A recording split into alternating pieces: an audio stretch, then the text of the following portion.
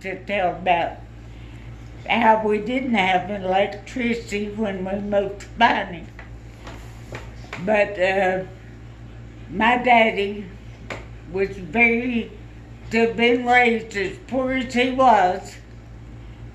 He had a look into the future, and he had an in with somebody and got rural electrification.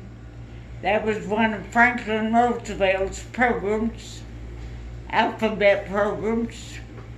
And he got in touch with the rural electrification people. I don't remember what that was called, REA or what, association, I guess. Anyway, he got electricity for Piney. And I remember very well going up to Mr. Edgar Langley's, when they had all their equipment to put the lights in the house. I was just fascinated by, I guess, people that were able to buy so much, because we had always just had what they call drop cords and a bare bulb. I don't remember us ever having lamps. But that was another thing I loved about Piney before we ever moved out there. When we were going to church, we would pass this house that was later the church pastorium where my family lived several times. And Miss Honeycutt, Farrell's mother, lived there with I don't know what the relationship was, but they called him Uncle Joe Unser. And she lived there until I guess she died. I know he died there, the man did. But anyway, that house there weren't picture windows, what we call picture windows. They weren't that large, but they were larger than normal for the time. I've never seen any more like them. And she would have just plain curtains over those windows, but she would always have these beautiful lamps lit. They were kerosene lamps, but they had beautiful globes. My mother was so impressed with them. I'm surprised she didn't have one herself later. But anyway, that's just one of the early things I remember. And then you were talking about the transportation. Right. It was so, to me always, I loved walking to church. I used to visit with Margie Langley, Cecil's daughter. Later was Margie Kittrell. And Steve's, grandmother? Mother. And anyway, when I'd visit with Margie, we would walk from their house all the way to church, and we'd follow they lived up in the woods, really, and it was quite a walk to the main road just from their house. Down a hill, up a hill, that was the way it was in Piney. You were either going down a hill or up a hill. And we would walk from there down to where I don't remember who lived there. Boyd Johnson lived there at one time, and then later on, Lonnie McGee's family lived there. But anyway, you would turn there at their house and go up a lane up to where Boyd Johnson the last house that they had, and I think the house is still there, you would go up to where they lived, and then you could go straight up the hill to your right and come out of the church, and everybody walked it. Grown-ups, children, everybody walked it that was able. Of course, Mr. Langley always had a car. He was never able to walk that far where he was wounded in the First World War. That was Mr. Edgar Langley, Yes. right? Jacqueline, Cindy, granddaughter of Boyd Johnson, Cindy Johnson Pollard. Cindy and Kevin have remodeled Boyd's house, and they live in it up from Annie. You remember? Yes. And So the that line house went that by. Annie lives in, Miss Savannah Johnson, who was Boyd's mother, used to live there. And Miss Savannah Johnson, Mrs. My husband knew her husband, but he had already passed before my time in Piney. But he was well thought of, and she was a beautiful, beautiful woman. Some people just age well, I think. And she had beautiful gray hair. She was just a beautiful woman. Anyway, that was Boyd's mother. That's Well, you talked about how the church has changed in the building and progress, and can you tell me, Jacqueline, what is something that you miss about Piney, if anything, now from when you first joined? Is there something that you miss, or have things pretty well stayed the same? Piney is just always Piney. Piney will always just be Piney.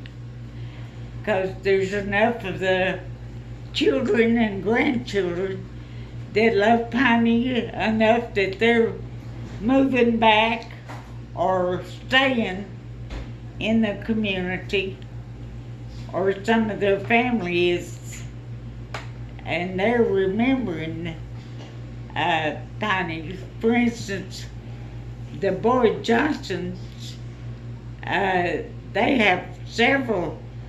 They have two daughters that live in the community, and they're very active in the church. And then another daughter, Molly, lives at Petros, and she's very active, and you can always count on those people. One time I remember years and years ago when it was the Langleys were the dominant family because there were so many of them.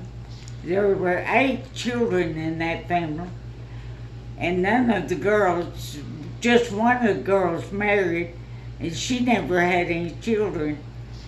But the rest of them, the boys all married, and I was fortunate enough that Clarence was the oldest, and he was my husband.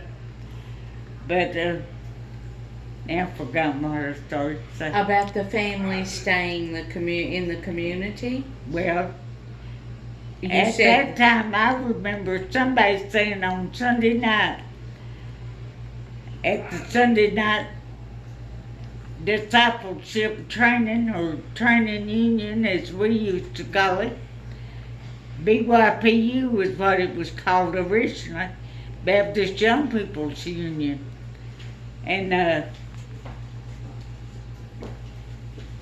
somebody said how many people were there, and I think there were 22, and I counted up, and there were 21 of Clarence's brothers and their wives and children. Oh, Lordy. Well, so you're saying, and we were talking about the Johnsons. So there were Langley's, Johnsons, and like Selena's family, Ebels. Oh, yes, and they were all intermarried. That was one thing my mother mentioned in the early, when we were in Piney. She said, you don't talk about anybody, 'cause everybody's kin. Oh dear. And that's just about the way it was. And the older you get, the more you realize how much close kin people were. Like Mary Taylor, Amos,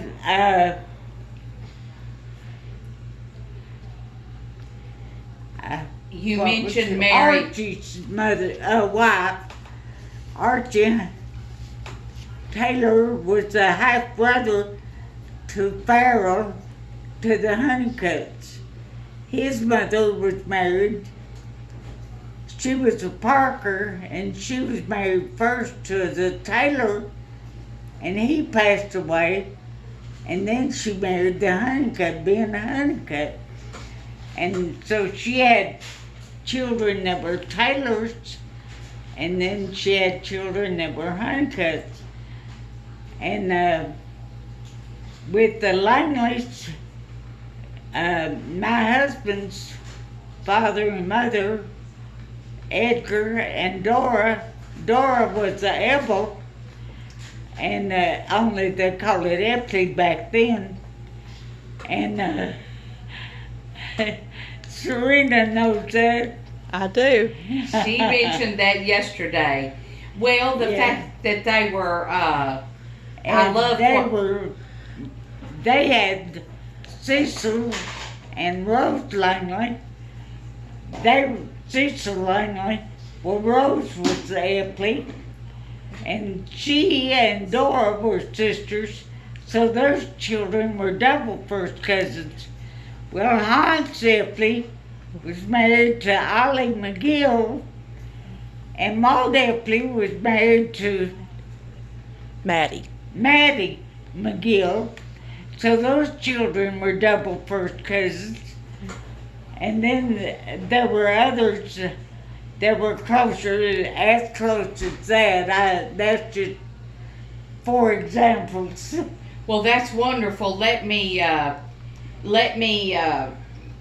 do a little interlude here. Yesterday, Woody Tompkins and I went to the nursing home to visit Maxine Honeycutt Cochran, and we also went by to visit Bud Cochran, her husband, and both of them are in ill or declining health. Maxine more so, I think you're aware of that, than Bud, but Maxine was in rare form yesterday, Jacqueline, and I asked her some questions about some people that she remembered at Piney, and she said, well, one that she remembered when she was just a little girl. She was saved when she was 8 or 9, and she said one person that she remembered really well was Mary Taylor. She said, and Mary Taylor would start shouting, stand up and shout, and said, and then immediately everybody in the church followed Mary Taylor. So you mentioned her, so I wanted to tell you what Maxine said yesterday. Lori Ison's mother was a Holder, Lizzie Holder. Her name was Elizabeth.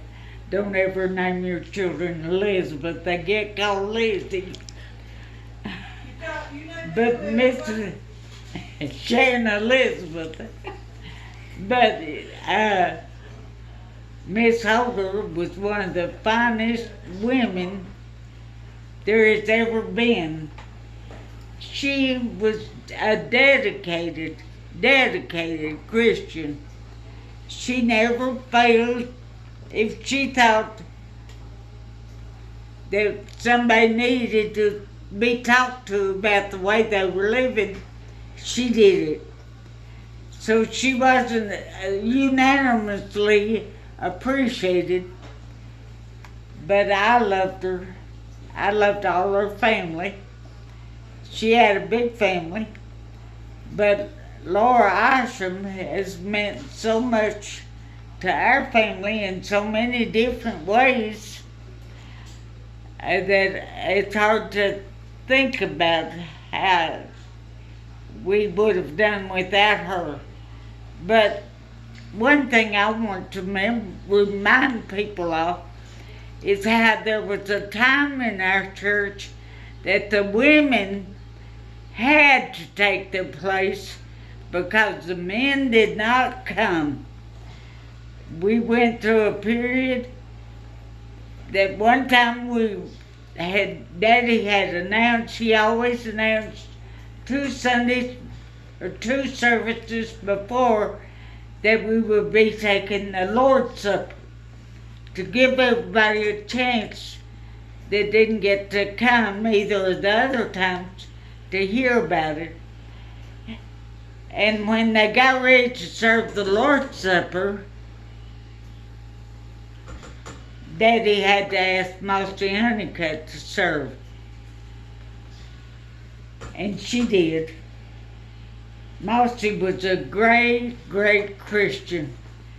It would be hard to imagine today that anybody could have lived as poor as she did, and as hard as she did, and work as hard as she did. I know she helped me out when I was just a young wife. I didn't know how to rub out a wash on a board, and my husband would get Mossy to do the wash for us. And so she really meant a lot to me all my life, all my Piney life. And I can just look at her picture now and just think about what a blessing she was. But now she was a sister to Ida Mae Ebel that we've mentioned several times. And Ida Mae was a faithful Christian, faithful to the church. I never knew her husband. He must have died about the time that we were getting ready to move to Piney. He died 1941. Oh, did he? Mm-hmm. Well, we had been there a while then, but I know my daddy always went to see about him, and my mother did too. That was one thing I'll have to say about my mother. You talk about the Bible says the woman should be a helpmeet. Well, she certainly was. She always took her place, and she tried to, if you didn't know where your place was, she'd tell you. Because she always knew someplace that you were needed. Well, all the names that you mentioned, of course you mentioned Mary Taylor and Mossy and Ida Mae and all of these dear, dear women from the early history of the church.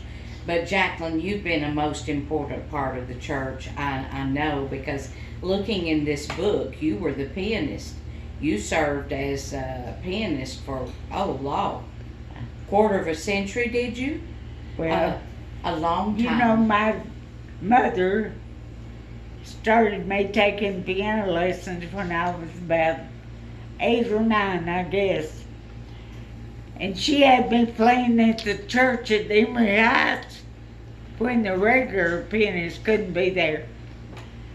Mrs. Duff, Mrs. Earl Duff, was the pianist. She was not Earl, Lon. She was Earl's mother. And they all came to to Emory Heights to church. And Miss Duff played the piano. And she had a daughter named Betty. And Betty and I used to sing duets together at church. I sang alto. I remember one time I went with my daddy to singing at chapel, and he and I sang a duet. And I must have tried to play because this Reynolds man that was there at Bible Chapel told me later, he said he liked it when they played and he did his hands like that all over the keys. Well, he didn't know I was doing well to just read the four main notes. Well, you served that position. You've been active. You were a Sunday school teacher. I remember when I came out there when my dad died and I was 12, and you taught the intermediate class. You've taught. You were active in WMU, or we say Women on Missions. Jacqueline, you have surely been a treasure, an important part of Piney Baptist Church. And I know you've seen Piney. I think this is most at the present, and now this was when they celebrated 50 years. The church is giving 10% of their total income to the cooperative program and 3% to the associational missions. And I do know that your dad is pastor, and I look back in this book and it says that Piney gave to, even when they didn't have the money, they gave $500 for the East Tennessee Baptist Hospital. They gave to Carson Newman above and beyond the cooperative program. Do you want to say, besides your active role serving as Piney, is there something that you want to comment about what you most rejoice about Piney? Because we could talk with you for hours. But what do you want to say in conclusion, or about Piney as a part of the association, or your part, or you've mentioned people, and I'm sure you were saved before you ever came here to Piney, but you've mentioned all these people that were probably very instrumental in your being such a fine Christian, Jacqueline, I'm sure. Well, I like to think that my life's been a blessing to somebody. Lord knows He's been good to me.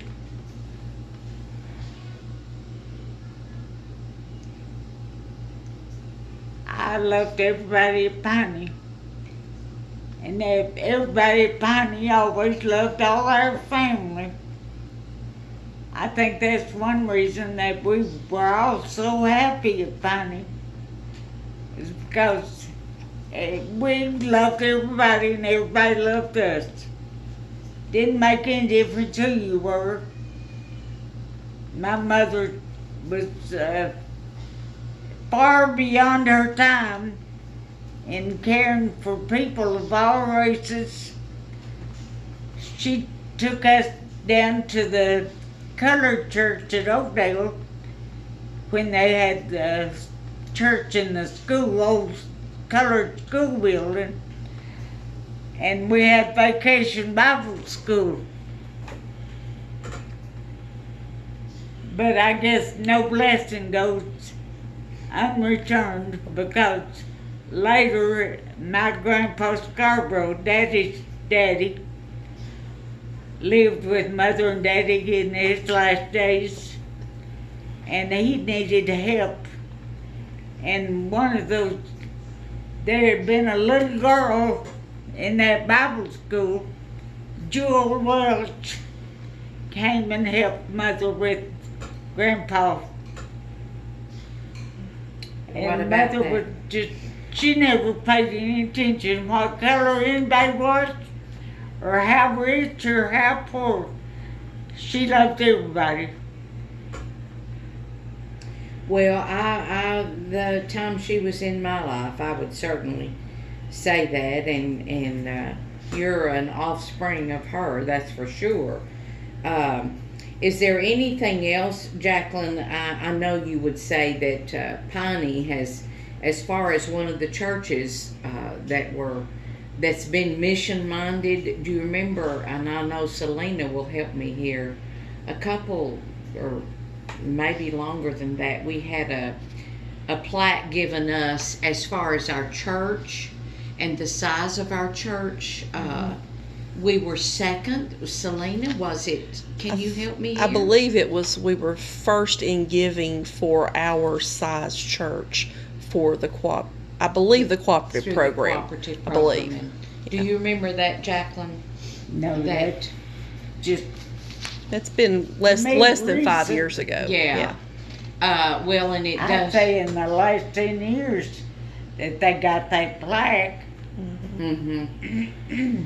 Well, and this. But my daddy always believed that everybody should tithe. That's 10%. And he thought if everybody did, that the church should. And that's why he was never satisfied with less than 10% going to the cooperative program. Well, so that's And they give a lot more than 10% now. And I'm always thankful for it when I hear what they give. Well, in the summary here, in your book that you did 50 years ago, it does say, or celebrating, not 50 years, at the 50th celebration, it just says some things that Piney did. The first mission offering was $13.75 and collected by Miss Rose Langley, Miss Fanny Trout, and Miss Lena Bicknell. I read that somewhere. There used to be more available. I don't know what happened to all those old books, but people used to take the minutes in just haphazard fashion. And where now, I don't know how they do it now. Well, Because I don't ever see the books. well, you're gonna look forward. I know the first Sunday, October the 6th, 2019. I look forward to your being a very important part of our 100th anniversary, and those of us that have not been there as long as you, that have seen the progress, the building, not only the building, but all the additions down through the years, which you mentioned here, and the last one being, I think, of which we're all proud, was extending the church and the ramp, and that's Really, the last edition, I believe, is that on the front of the worship part of the church, where we added the bathrooms and the lobby ramps and the door that it opens automatically. Yes, that was, and that's an important, your son-in-law Steve was one of the ones on that committee about the door, and I don't think that Paul got to come back to the church and use that button, but many handicapped people do get to and enjoy Well, it. one thing, mentioning Paul and his handicap, I always think of Charles Kittrell in connection with thinking of Paul, because when they built the ramp that's on the side of the church next to the graveyard, he told Paul, he said, I planned that just for you, because Paul could go up the ramp and come in on the same level By as the himself. Sunday school rooms. Yes. Well, is there anything you've talked? We've covered so many of my questions, and if there's any one time that you want to go back and relate, or stories, you've told so many good stories. Is there anything, like I asked earlier, that you most rejoice about Piney, and you said how you love Piney, and I think it speaks for itself that Piney back in the day certainly loved your father as minister and the family there, or so it would seem. Is there any other preachers that you want to say, or anything you want to talk about, Jacqueline, as we come to a close? You do mention the pastors in here, but is there anything else you want to say as we come to a close of this interview? Not really, but Well, I've just seen the pictures here and there. You remember so many things when you just see a picture. There's Well, it just says things that flash through your mind. Ella Jane Moore Bird was the Sunday school secretary for 24 years straight. Many, many years. And Before we had that desk in that little room where you step down out of the sanctuary, there was a desk or table that she sat at. There, you went by her table, and she was there all the time. I don't think that you ever went to church that Ella Jane and Dot weren't there. Dot Bird was her husband. well, Her first husband had been killed on the railroad. The Moore. Well, I would say there's one question I would like to ask that we've had about the cemetery, and then because Woody was asking me, Woody Tompkins, our oldest deacon and one of our deacons yesterday, he said, Vera, when you go about interviewing, he said, I would like to know when Piney got the cemetery, and was there a cemetery there prior? It was always there. Ever since I can remember. I remember when we first moved there, it was very grown up. In weeds as tall as people were. And there were snakes in that cemetery at that time. Because somebody had found a bull snake first, and well, I saw one after that, but it was a long time. Huge snakes and long snakes. Ooh. So the church then acquired, was it with the land, or did they? Well, the church was taking responsibility for it, so I don't know when they had it included in their deed or anything about that.